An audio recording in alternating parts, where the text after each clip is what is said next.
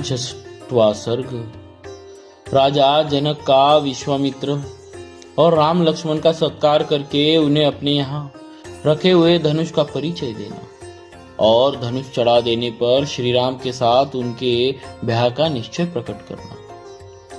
तदनंतर दूसरे दिन निर्मल प्रभात काल आने पर धर्मात्मा राजा जनक ने अपना नित्य नियम पूरा करके श्री राम और लक्ष्मण सहित महात्मा विश्वामित्र जी को बुलाया और शास्त्रीय विधि के अनुसार मुनि तथा उन दोनों महामनस्वी राजकुमारों का पूजन करके इस प्रकार कहा। भगवान, आपका स्वागत है। निष्पाप महर्षि, आप मुझे आज्ञा दीजिए, मैं आपकी क्या सेवा करूं, क्योंकि मैं आपका आज्ञा पालक हूं। महात्मा जनक के ऐसा कहने पर बोलने में कुशल धर्मात्मा मुनि श्रेष्ठ विश्वामित्र जी ने उनसे यह बात कही। महाराज, राजा दशरथ के दोनों पुत्र विश्वविख्यात क्षत्रिय वीर है और आपको यहाँ जो यह श्रेष्ठ धनुष रखा है उसे देखने की इच्छा रखते हैं। आपका कल्याण हो, वह धनुष इन्हें दिखा दीजिए, इससे इनकी इच्छा पूरी हो जाए। फिर ये दोनों राजकुमार उस धनुष के दर्शन मात्र से संतुष्ट और इच्छा अनुसार अपनी राजधानी को लौट जाए।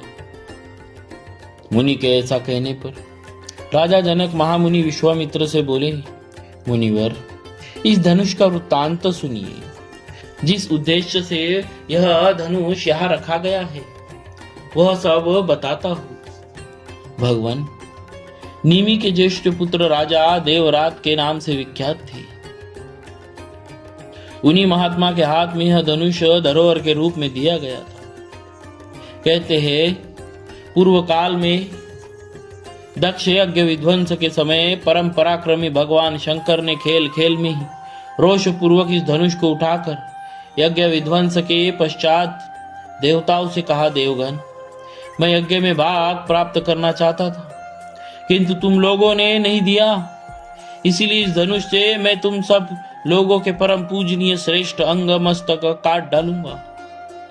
मुनि श्रेष्ठ, यह सुनकर संपूर्ण देवता उदास हो गए और स्तुति के द्वारा देवादिदेव महादेव जी को प्रसन्न कर लेंगे।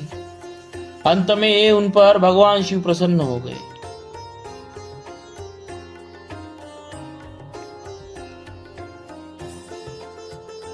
प्रसन्न होकर उन्होंने उन सब महामनस्वी देवताओं को यह धनुष अर्पण कर दिया। वही यह देवादिदेव महात्मा भगवान शंकर का धनुष रत्न है, जो मेरे पूर्वज महाराज देवरात के पास धरोहर के रूप में रखा गया था। एक दिन मैं यज्ञ के लिए भूमि शोधन करते समय खेत में हल चला रहा था।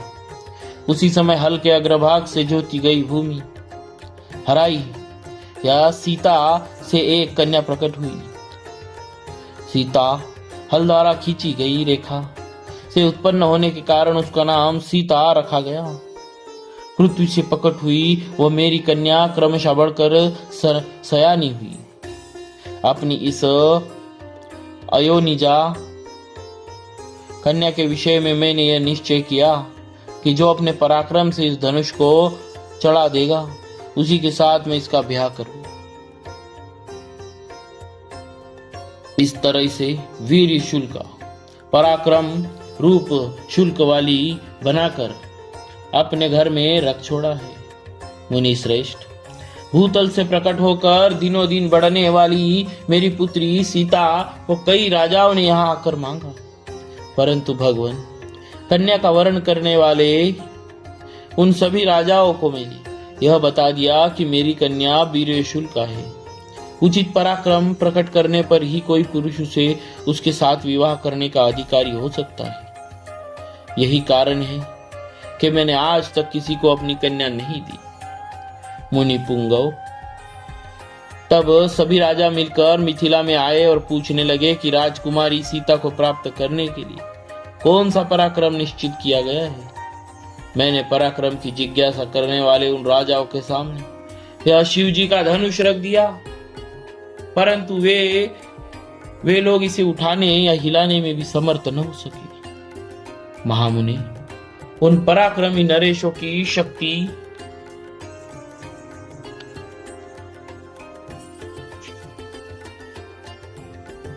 थोड़ी जानकर मैंने उन्हें कन्या देने से इनकार कर दिया।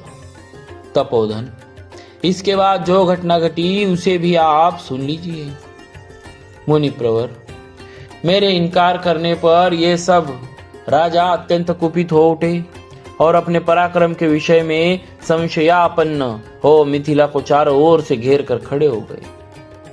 मेरे द्वारा अपना तिरस्कार हुआ मानकर उन श्रेष्ठ नरेशों ने अत्यंत रुष्ट हो मिथिलापुरी को सब ओर से पीड़ा देना प्रारंभ कर दिया।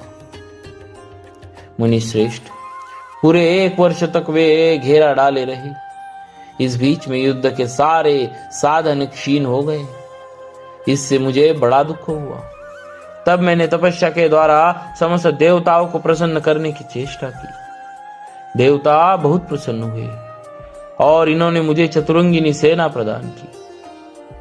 फिर तो हमारे सैनिकों की